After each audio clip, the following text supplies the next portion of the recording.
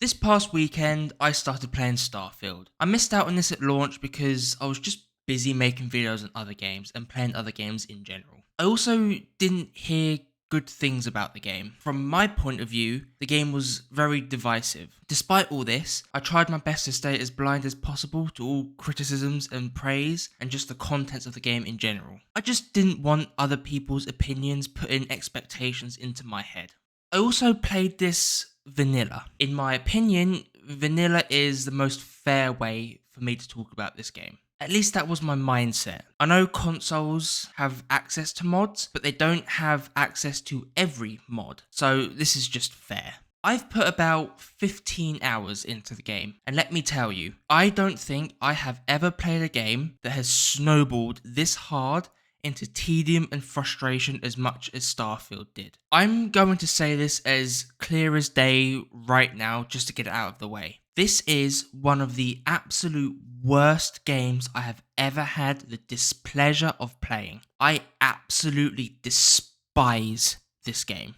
So if you're here thinking this is a review, it's not.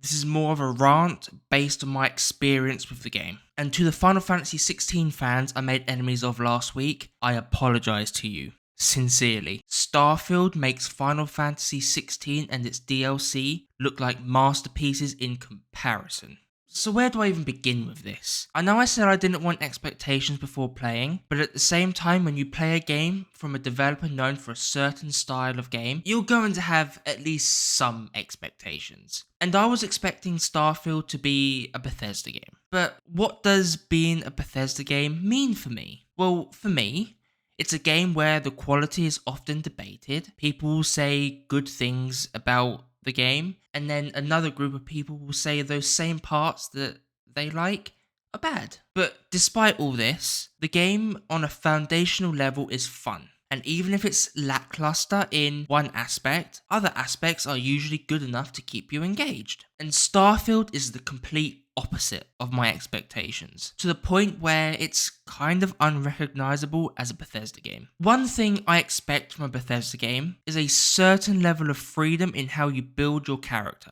I know people don't really like it, but even Fallout 4 had a decent level of freedom in this regard. Starfield though, I never once felt like I was ever building my character or being in a position to roleplay my character. When I play RPGs like this, I really like creating a story in my head about my character and listing things that he would or wouldn't do.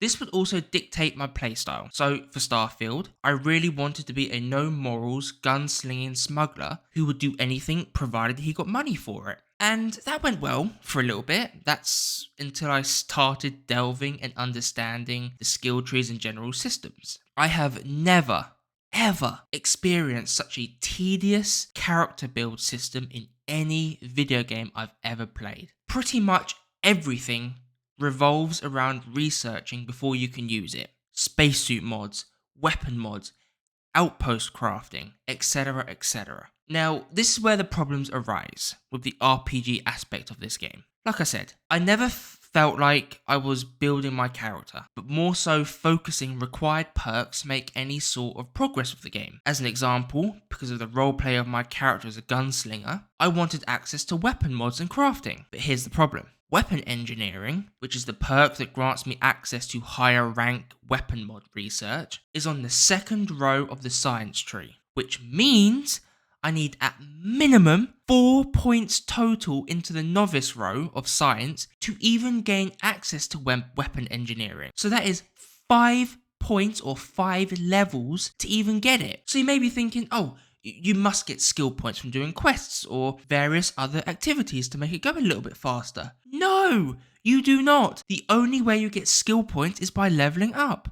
It feels so limiting as a player to even play the game. And this is only if I hard focused on science. If I took a detour and took weightlifting for more carry weight or the boost pack perk to even give me access to using the boost packs, it's going to take even longer and more levels. This system is atrocious. And this is fixed entirely by having these 5 categories of skills have points that you put in at the character creation, like you would in Fallout. It's such a simple solution so that the player isn't wasting levels and time. Speaking of character creation though, the background stuff is fine. The only issues I have with that is an extension of the skill tree complaints. But the traits, they are absolutely worthless. There's 17 total to choose from, but 6 of these are faction traits that just increase your dialogue options. So in reality, there's only 11 traits. And these are genuinely worthless. Their effects are minimal at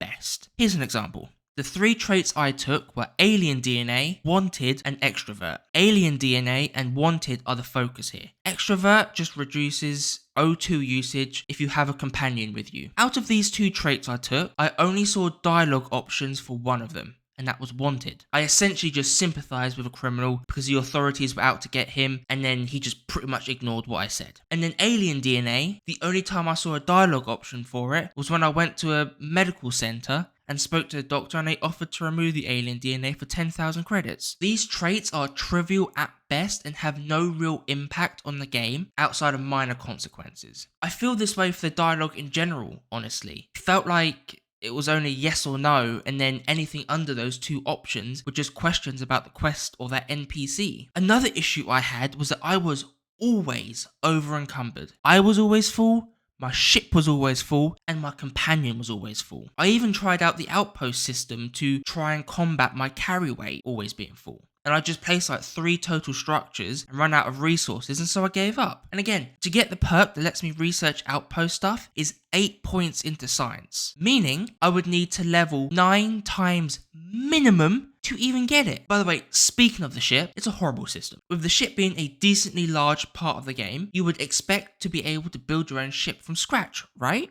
Nope. Your only option is to build upon your existing ship or take an existing ship and delete all the parts to start over from scratch. It seems so insane to me to have ships play such an integral role in Starfield's gameplay and systems, and then just making crafting your own ship so limited. Also, the planets you go to are absolute dog shit. They are vast, but also very empty. I'm pretty sure most of my quote-unquote exploration was spent just running in a straight line to the next marker. I don't understand the design philosophy of this. I get that some planets are procedurally generated. I don't even think that's a bad idea, honestly. But it becomes so tedious so fast. There's no distant landmarks or points of interest that make you go, oh, what's that over there? You are literally just following an icon on your map and harvesting materials as you travel. I find it incredibly hard to believe that not a single developer or tester mentioned the fact that making the player walk these large distances is horrendous and needs a large vehicle or something. Vehicles being added 1 year after launch should not be a thing. They should have been there day 1. And actually traversing to another planet with your ship is horrible. The star map UI might be one of the least functional maps I've ever experienced in gaming. Many times I've clicked on a star system once and it will zoom in and show me all the planets. And then other times I would click it about 5 times and nothing happens. And I'm forced to fast travel to that system to even see the planets. Also, your ship has fake fuel to control how far you can travel at any time. So if you're going to a new system and it's outside your fake fuel range, you need to travel to a system you've already been to just so you can get a little bit closer to travel there.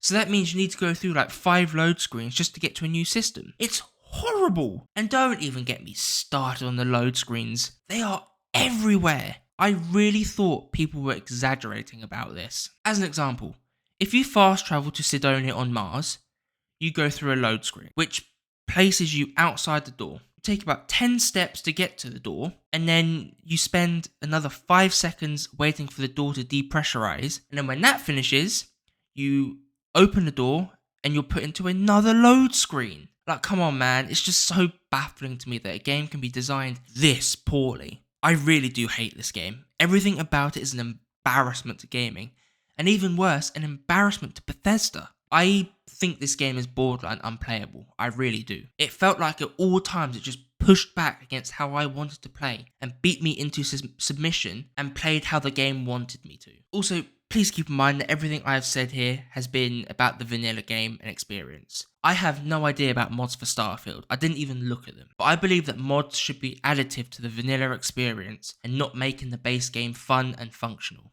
To make vanilla Starfield fun, Bethesda would need to completely gut this game and pretty much start over from scratch. It's so frustrating, it really is. I was kind of hoping that this project would last me until Elden Ring DLC released, but now I'm kinda in limbo. If anyone has any suggestions for some RPGs or games in general, I'm open to them. Just make sure the games don't take like 100 hours to beat, please. If not, the next time you see a video from me will be stream highlights from Elden Ring DLC, because I'm not confident in myself that I can make a review or a video like my usual format for the Elden Ring DLC.